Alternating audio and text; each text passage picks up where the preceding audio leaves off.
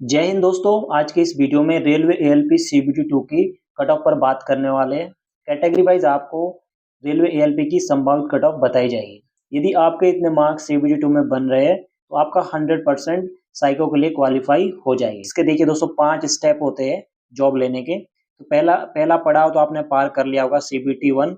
CBT 2 में दोस्तों देखिए इस बार लगभग 2.5 लाख बच्चे एग्जाम दे रहे हैं, जिसमें से कि सीबीएटी यानी जो साइको है इसके लिए लगभग 1.5 लाख बच्चे क्या करेंगे, क्वालिफाई करेंगे।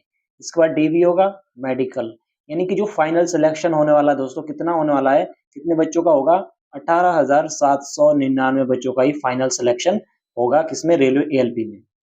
अब बात करते दोस्तों कट ऑफ की। कट ऑफ कितना रहने वाला है कैटेगरी वाइज, सभी कैटेगरी का बताऊंगा। तो सबसे पहले बात करते हैं आपका एसटी कट ऑफ। एसटी का कितना रहने वाला है, एसटी कैटेगरी का।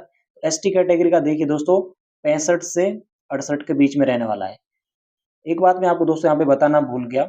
आप यहाँ पे देखिए जो सीबीटी 2 है ना दोस्तों, इसका जो पार्ट ए है, जो सीबीटी 2 का जो पार्ट दोस्तों जो ए है ना, पार्ट ए, ये दोस्तों काफी महत्वपूर्ण है, क्योंकि यहीं से दोस्तों क्या होने वाला है, जो आपकी जो फाइनल मेरिट बनेगी उसका 70%, यानी कि जो पार्ट ए से ही 70% लिया जाएगा।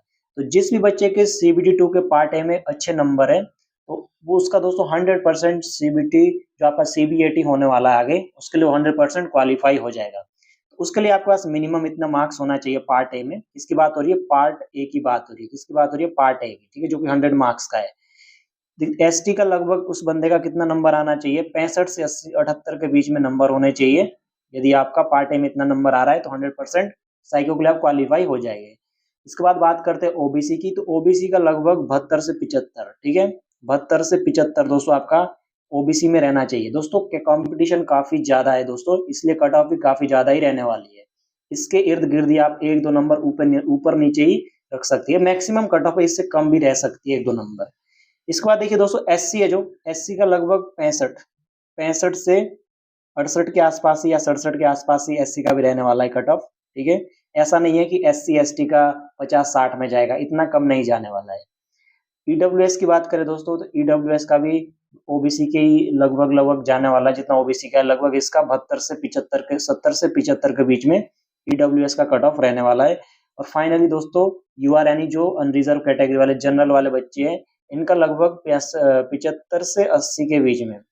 यकीन मानिए दोस्तों, जितना मैं आपको ये नंबर बताया हूँ, यदि आपका पार्ट ए में इतना नंबर बन रहा है तो 100% आप सीबीएटी के लिए क्वालिफाई हो जाएंगे। सीबीएटी के लिए दोस्तों क्वालिफाई हो जाएंगे। इसके बाद अगर आपका सीबीएटी भी अच्छा चले जाता है तो हो सकता है कि आपका फाइनल में भी नाम आ जाए। इसके बाद देखिए दोस्तों, अगर जिस बच्चे का सीबीटी 2 नहीं निकलता है उसके पास अभी बहुत सारी अपॉर्चुनिटी पड़ी है।